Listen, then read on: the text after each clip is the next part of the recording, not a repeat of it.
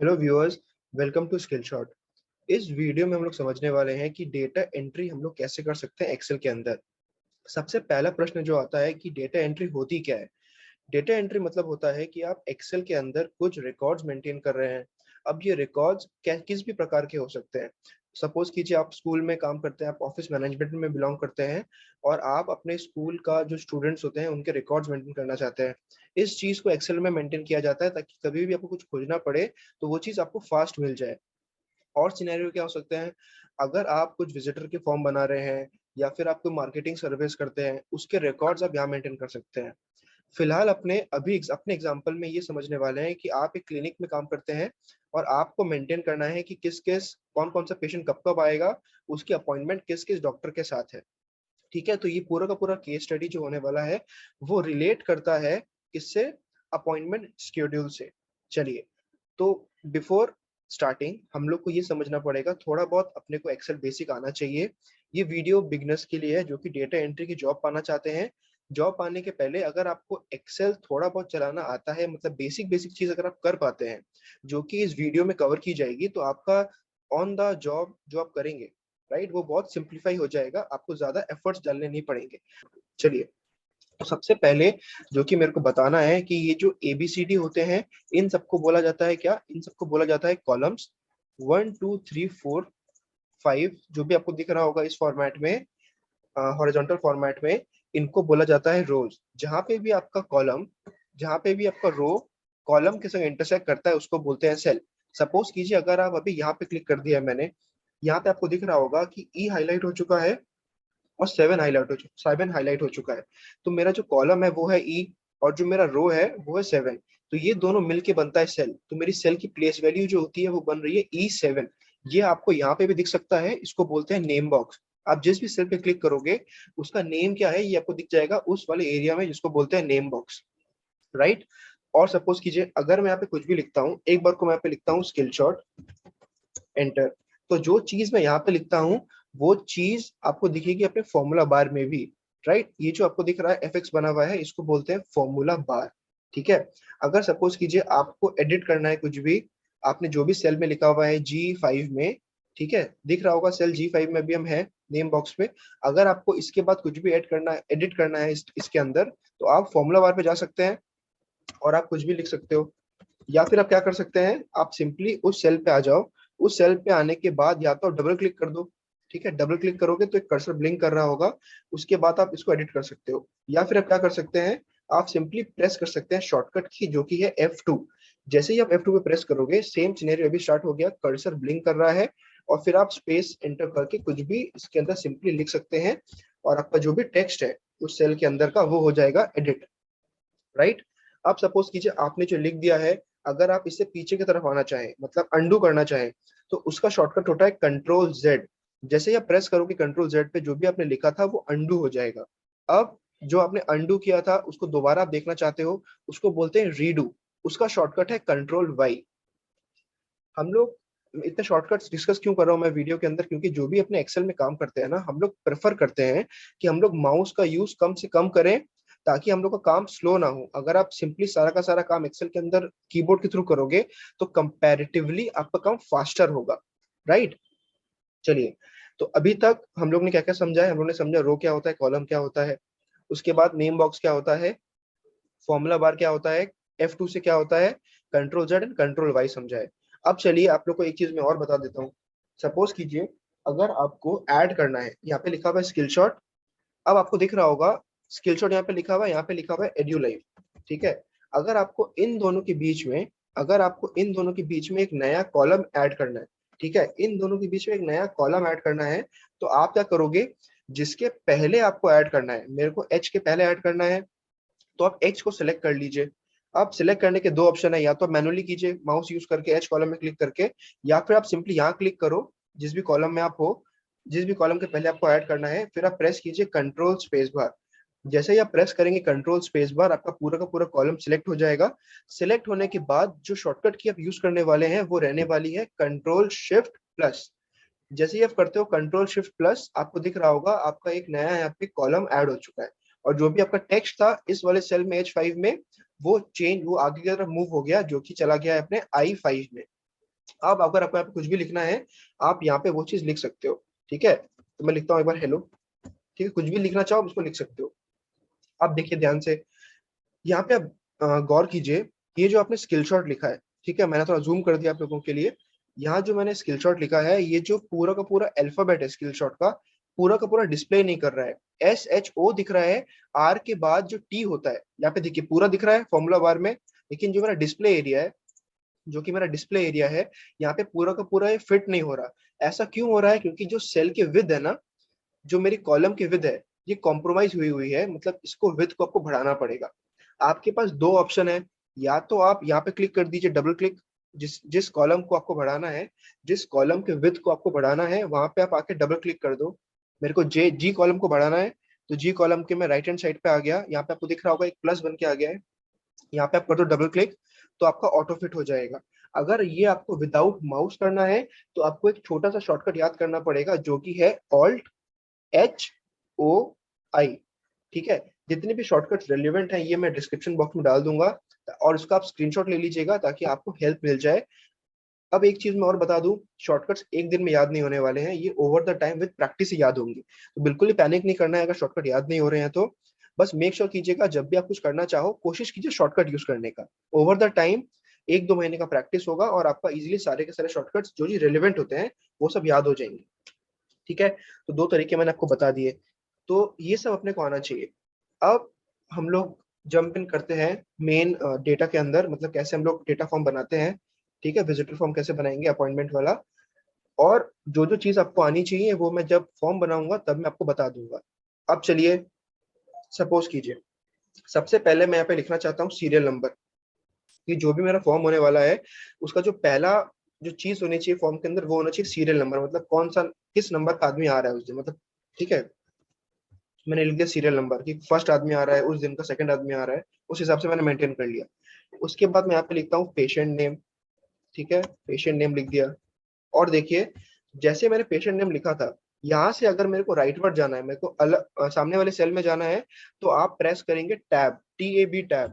जैसे ही आप टैब पे प्रेस करते हो तो वो राइटवर्ड मूव कर रहा है। अगर आप यहाँ से एंटर पे प्रेस करोगे तो वो नीचे मूव करेगा।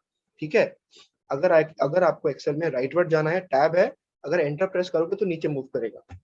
अब पेशेंट नेम के बाद आप यहाँ पे लिखना चाहते हैं उसका एड्रेस। एड्रेस के बाद आपको लिखना है यहाँ पे, क्या लिखना है, आपको लिखना है पिन कोड। ठीक है, उसके बाद आप यहाँ पे लिखना चाहते हो क्या, आप लिखना चाहते हो अपॉइंटमेंट टाइम, कि मतलब किस टाइम का अपॉइंटमेंट है उसका, और लिखना चाहते हो यहाँ पे डॉक्टर्स नेम। डॉक्टर नेम मतलब किस डॉक्टर से वो विजिट करवाने वाला है। अब देखिए, जो भी मैंने यहाँ पे लिखा है, क्या ये प्रॉपर डिस्प्ले कर रहा है? डिस्प्ले नहीं कर रहा है, सब कुछ छुप जा रहा है। तो अगर आपको ऑटो फिट करना है, मतलब कॉलम की विड्थ को आपको बढ़ाना पड़ेगा, मैंने आपको करके दिखाया है। अब आप लोग क्या इसको एक एक करके करने वाले हो? मतलब एक बार आप यहाँ प्रेस करोगे, डबल क्लिक करोगे, एक बार आप यहाँ करोगे, एक बार आप यहाँ करोगे? बिल्कुल भी नहीं। आप क्या करोगे, in single in single selection, एक शॉट के अंदर आप पूरा का पूरा रो को सिलेक्ट कर लोगे। पूरा का पूरा रो को सिलेक्ट करने का शॉर्टकट रहने वाला है शिफ्ट स्पेस बार। ध्यान दीजिएगा, अगर कॉलम सेलेक्ट करना है, अगर आपको एंटायर कॉलम सेलेक्ट करना है, जो शॉर्टकट बनता है वो बनता है कंट्रोल स्पेस बार। अगर आपको पूरा का पूरा रो सेलेक्ट करना है, जो शॉर्टकट बनता है वो होता है shift followed by space bar. मेरा पूरा का पूरा रो सेलेक्ट हो गया। अब मैं सिंपली क्या करूंगा, शॉर्टकट लगा दूंगा, जो कि है कॉलम विथ का ऑटो फिट करने का, Alt+H+O+I।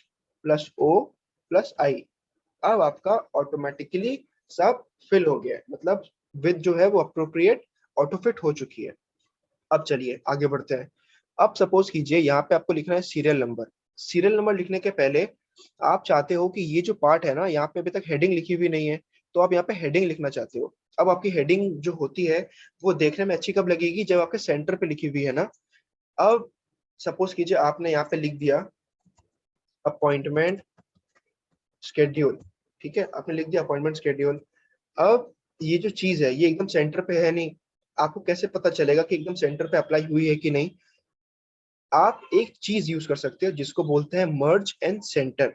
उसमें क्या होता है, आपके जितने भी सेल्स हैं, एक से ज्यादा सेल्स को आप मर्ज करके एक सिंगल सेल की तरह ट्रीट कर सकते हो। सपोज कीजिए मेरे को यहाँ से लेके यहाँ तक सबको एक सेल बनाना है, क्योंकि मेरे को यहाँ पे लिखनी है हेडिंग। तो मैंने पूरा का पूरा सिलेक्शन कर लिया। सिलेक्शन करने के बाद आपको दिख रहा होगा अलाइनमेंट वाला ऑप्शन, दिख रहा है अलाइनमेंट वाला ऑप्शन, इसको बोलते हैं रिबन। ठीक है, इसको बोलते हैं अलाइनमेंट का रिबन। यहाँ पे आपको दिख रहा होगा लिखा हुआ है मर्ज एंड सेंटर। जैसे ही आप प्रेस करते हो मर्ज एंड सेंटर पे, देखिए क्या हुआ, आपका सारा का सारा सेल मर्ज हो गया और वो एक सिंगल ब्लैंक सेल बना दिया उसने। इस ब्लैंक सेल के अंदर लिखा हुआ था अपॉइंटमेंट शेड्यूल, जो आपने C1 में लिखा हुआ था वो अभी पूरे के पूरे सेल का कंटेंट बन चुका है। अब ये जो आपका दिख रहा है, ये बॉटम की तरफ दिख रहा है आपको, जो लिख के आया है हेडिंग, वो बॉटम की तरफ है। अगर आप इसको सेंटर पे लेके आना चाहो, मतलब मिड में लेके आना चाहो, बीच में, तो आप प्रेस करेंगे इस वाले ऑप्शन पे, इसको बोलते हैं मिडल अलाइन। इस पे आप कर दो सिंगल क्लिक और आपका जो भी हेडिंग है वो सेंटर पे आ गई। अब जो आपकी हेडिंग है, अगर आप उसको अप्रोप्रिएट दिखाना चाहो तो इसको आप बोल्ड कर सकते हो यहाँ पे आके, या फिर आप शॉर्टकट यूज कर सकते हो कंट्रोल B। जैसे मैं करता हूँ कंट्रोल B, आपको विजिबल होगा ये पार्ट बोल्ड हो चुका है, मतलब हाईलाइट हो चुका है। अब अगर आपको इसका फॉन्ट का साइज बढ़ाना है, जो लिखा हुआ है आपको छोटा लग रहा है, अगर आप इसका साइज बढ़ाना चाहते हो, आप आ जाइए फॉन्ट वाले रिबन में। यहाँ पे आपको दिख रहा होगा इंक्रीज फॉन्ट, यहाँ पे आप सिंपली क्लिक कर दीजिए, आपका फॉन्ट बढ़ता जाएगा। अब अगर आपको प्रेजेंट करना है डेटा एक अच्छे तरीके से, तो आप क्या कर सकते हो, इसके बैकग्राउंड में कलर लगा सकते हो। अब जो बैकग्राउंड कलर होता है, ये कैसे अप्लाई करते हैं हम लोग जाते हैं इस वाले ऑप्शन में बैकग्राउंड फिल, इस पर क्लिक कर दो। आपको जो भी कलर देना है वो आप कलर दे सकते हो। ठीक है, आपको ये कलर देना है, ये कलर दे दीजिए। अब अगर आपको इसको और प्रेजेंटेबल बनाना है तो आप इसका फॉन्ट कलर भी चेंज कर सकते हो। आपको दिख रहा होगा अपॉइंटमेंट जो लिखा हुआ है ये ब्लैक में लिखा हुआ है। अगर आपको ये ब्लैक से हटा के व्हाइट में करना है, आप सिंपली यहाँ प्रेस करो फॉन्ट कलर, और आप आ सकते हैं ये वाले ऑप्शन में व्हाइट। अब आपका ये व्हाइट में आ गया है फॉन्ट कलर, और बैकग्राउंड कलर हो गया है रेड। चलिए, इसके बाद यहाँ तक तो समझ में आ गया होगा आपको मर्ज एंड सेंटर क्या होता है, अपने कलर कैसे लगाते हैं।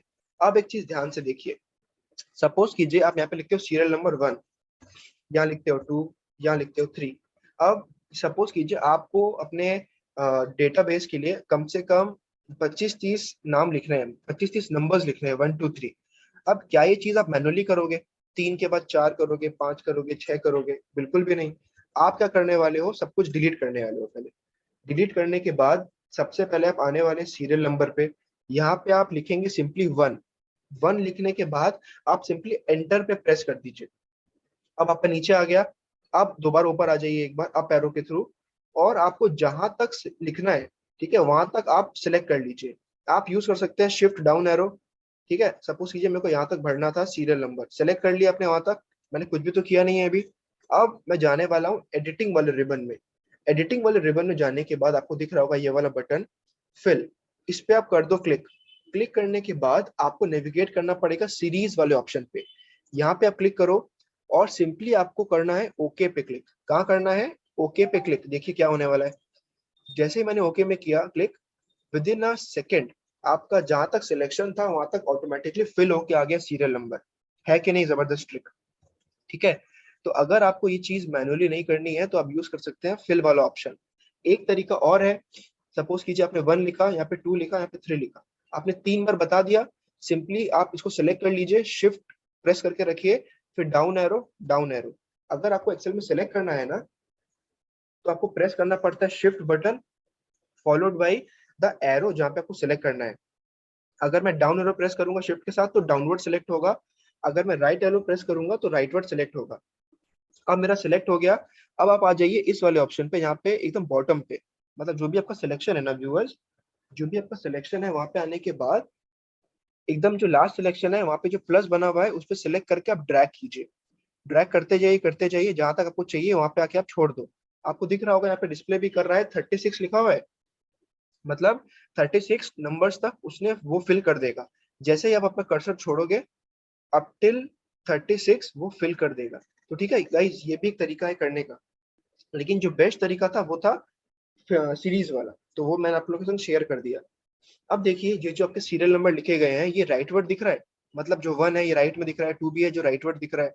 अगर आप इसको एकदम सेंटर में दिखाना चाहो बीच में, तो आपको इस केस में आना पड़ेगा इस वाले ऑप्शन में जिसको बोलते हैं सेंटर अलाइन। ठीक है, इस पे आप कर दो क्लिक। जैसे आप करते हो क्लिक, आप देखिए आपके 1 2 3 4 जो भी हैं वो कहाँ पे आ गए हैं, वो आपके सेंटर की तरफ आ गए हैं। अगर आप इसको लेफ्टवर्ड लेके जाना चाहो तो आप जा सकते हैं इस वाले ऑप्शन में तो आपका लेफ्ट वर्ड चला जाएगा। लेकिन आप जैसे भी प्रेजेंट करना चाहो, जैसे भी आप रिपोर्ट को मेंटेन करना चाहो, आप उस फॉर्मेट में इसको मेंटेन कर सकते हो। तो मैं प्रेफर करता हूँ सेंटर में, तो मैंने सेंटर पे क्लिक कर दिया। ठीक है, यहाँ तक होने के बाद अपने थोड़ी और फॉर्मेटिंग में ध्यान दे देते हैं। इसको पहले सेलेक्ट कर लेते हैं एक बार, इसमें भी कलर डाल देते हैं एक बार। ठीक है, मैंने इसको ये कलर दे दिया, इसको मैंने बोल्ड कर दिया, और मैं बैकग्राउंड कलर डाल देता हूँ लाइट ग्रेइश। चलिए, मैंने दे दिया लाइट ग्रेइश कलर। अब यहाँ तक तो अपना हो चुका है। अभी आप ध्यान दीजिएगा, जो भी आपने लिखा है इसमें कहीं बॉर्डर्स लगाए हुए नहीं है, मतलब बॉर्डर्स नहीं है। तो अगर आपको बॉर्डर्स अप्लाई करना है ना, आपको क्या करना पड़ेगा, आप उस जगह पे पहले क्लिक कर दो जहाँ पे आपको बॉर्डर लगाना है। उस सेल पे क्लिक करने के बाद आपको नेविगेट करना पड़ेगा फॉन्ट वाले ऑप्शन पे। फॉन्ट वाले ऑप्शन में आने के बाद, फॉन्ट वाला जो रिबन है यहाँ पे आने के बाद आपको प्रेस करना पड़ेगा ड्रॉप डाउन वाले ऑप्शन पे। ये पूरा का पूरा बॉर्डर्स के लिए है। अगर आपको आउटसाइड बॉर्डर्स लगाने हैं, यहाँ पे क्लिक कर दो, यहाँ पे आपको बहुत सारे बॉर्डर्स मिल जाएंगे, बॉटम बॉर्डर, टॉप बॉर्डर, जैसे भी आपको लगाना है। सपोज कीजिए मैं यहाँ पे लगाना चाहता हूँ थिक आउटसाइड बॉर्डर्स, आप इस पे कर दो क्लिक। अब जैसे मैंने क्लिक कर दिया, ध्यान से देखिएगा, यहाँ पे ब्लैक बन के आ गया, राइट, ब्लैक दिख रहा है आप लोगों को, मतलब बॉर्डर्स लग के आ चुके हैं। इस केस में इसको मैं लगाना चाहता हूँ ऑल बॉर्डर्स, तो मैं यहाँ पे क्लिक करूंगा, मैं जाऊंगा ऑल बॉर्डर्स पे, तो मेरा ऑल बॉर्डर्स बन के आ गया। ठीक है, अब ये होता है बॉर्डर्स लगाने का तरीका। अब आगे मूव करते हैं। तो आप, आई होप आपको यहाँ तक सब कुछ समझ में आ चुका है। कुछ भी क्वेरी रहेगी आप लोग की किसी भी टॉपिक के थ्रू, तो प्लीज वीडियो पॉज कर दीजिएगा, पहले दोबारा रिवाइंड करके देख लीजिएगा। फिर भी नहीं समझ में आता है तो आप कमेंट कर दीजिएगा, तो I get back in touch with you all. ठीक है, तो यहाँ तक सब कुछ क्लियर हो चुका है, बहुत सिंपल था। अब चलिए, अगर आपको पेशेंट का नाम एंटर करना है, ठीक है, अगर आपको पेशेंट का नाम एंटर करना है और आपको एड्रेस एंटर करना है, पिन कोड एंटर करना है उसका, अपॉइंटमेंट टाइम एंटर करना है, और डॉक्टर का नेम आपको एंटर करना है। सपोज कीजिए कोई भी इंस्टीट्यूट है तो उसके डॉक्टर्स तो लिमिटेड ही होंगे, मतलब 10 आते होंगे, 15 आते होंगे। तो अपने क्या करते हैं, पहले एक लिस्ट बना लेते हैं डॉक्टर्स की। ठीक है, डॉक्टर्स नेम। अब कौन कौन से डॉक्टर्स आपके विजिट करते हैं लिख लेते हैं। सपोज करो मैं लिख देता हूँ एक बार रैंडम, पहले यहाँ पे बॉर्डर्स लगा देता हूँ। अब मैं लिख देता हूँ doctor A B C D E F G, मतलब आपके पास इतने सारे डॉक्टर्स विजिट करते हैं। ठीक है, अब सपोज कीजिए आप जब भी डेटा एंट्री का फॉर्म बना रहे हो, आप ये चाहते थे कि जब भी आप पेशेंट का नाम डालो, सपोज करो मैं डालता हूँ SOHAN सोहन, एड्रेस आप डाल दो XYZ नगर, पिन कोड आप दे दीजिए कुछ भी जो भी आपका होने वाला है, अपॉइंटमेंट टाइम आप दे दीजिए कि वो विजिट जो करने वाला है वो करेगा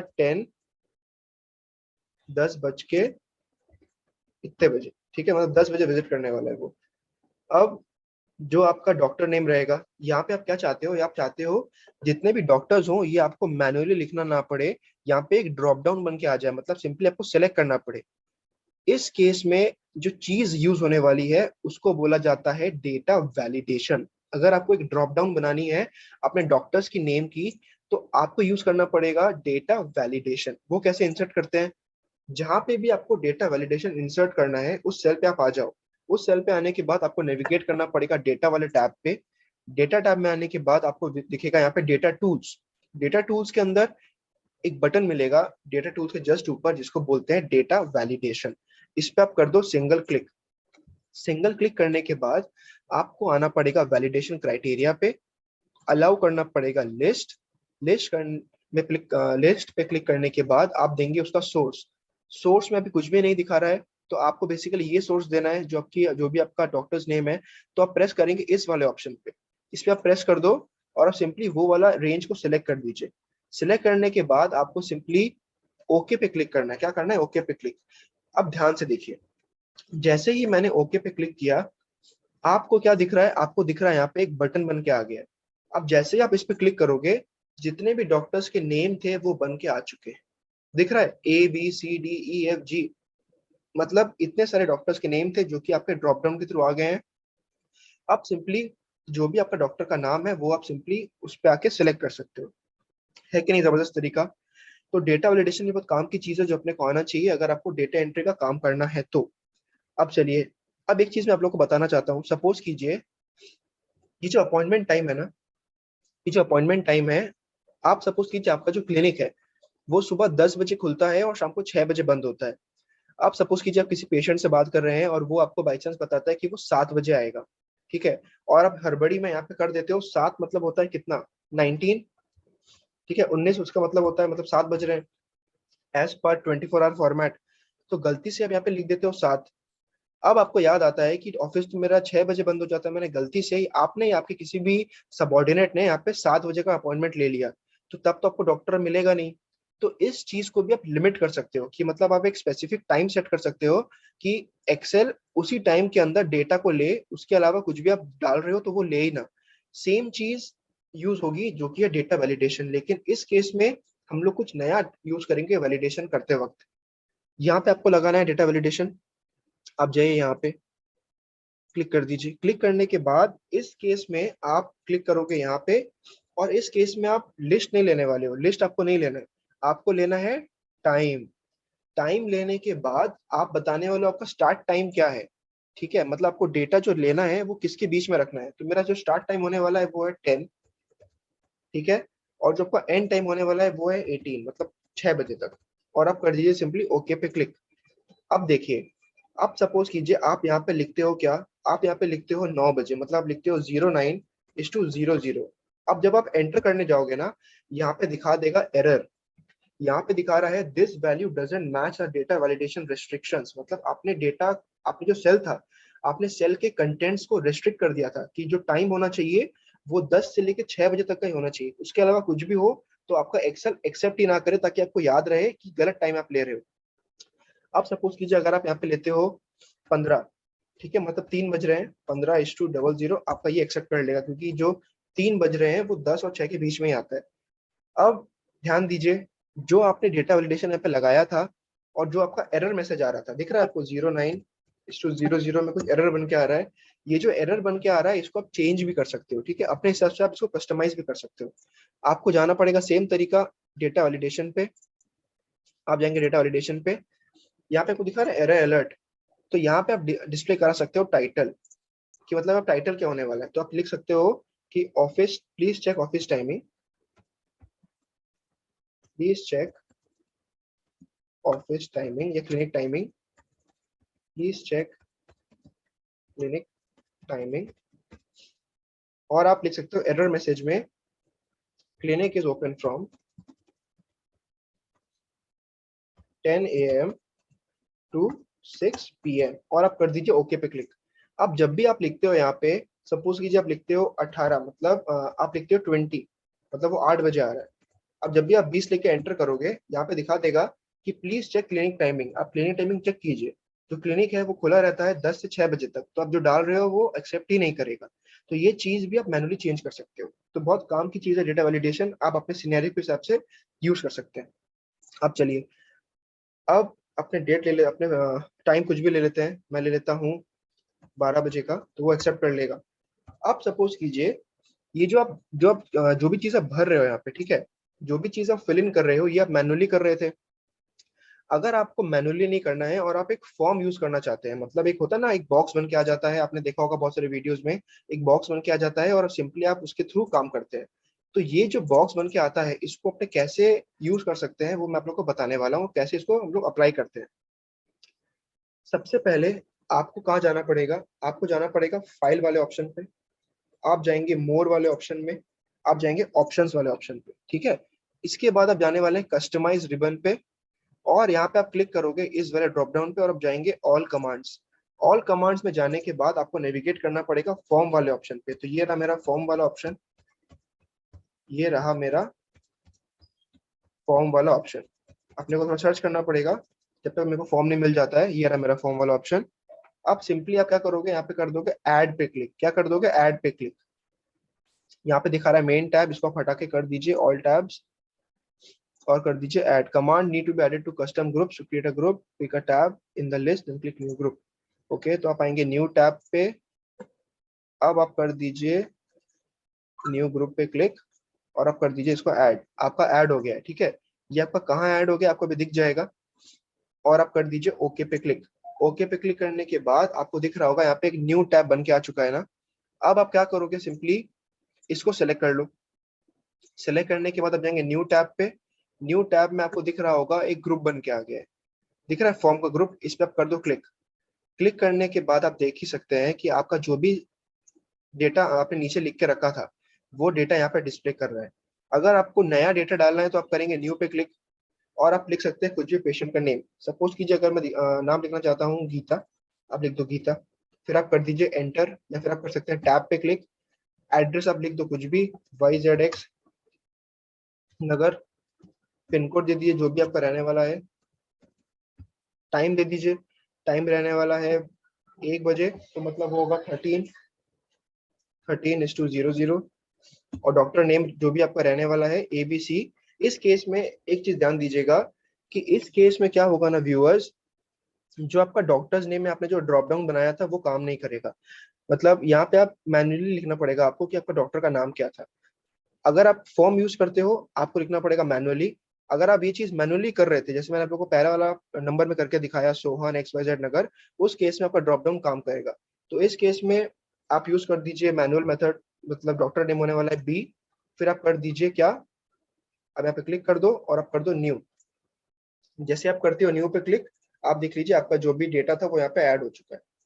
राइट, तो ये तरीका था डेटा एंट्री कैसे करते हैं एक्सेल के अंदर। जो भी जरूरतमंद चीजें थी वो मैंने आप लोगों के संग शेयर कर दी हैं, जो भी नेसेसरी स्टेप्स थे वो सब मैंने आप लोगों के संग शेयर कर दिए हैं। ठीक है, तो आई होप ये वीडियो आप लोग को हेल्पफुल लगा हो।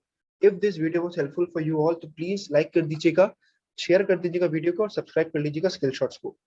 अगर आपको कोई नया टॉपिक वीडियो चाहिए होगा तो प्लीज कमेंट में बता दीजिएगा, तो will make a video on that topic in Excel. चलिए, thank you so much viewers, this is Sharad signing off. अपने फिर मिलेंगे एक नई वीडियो के साथ, तब तक के लिए बने रहिए।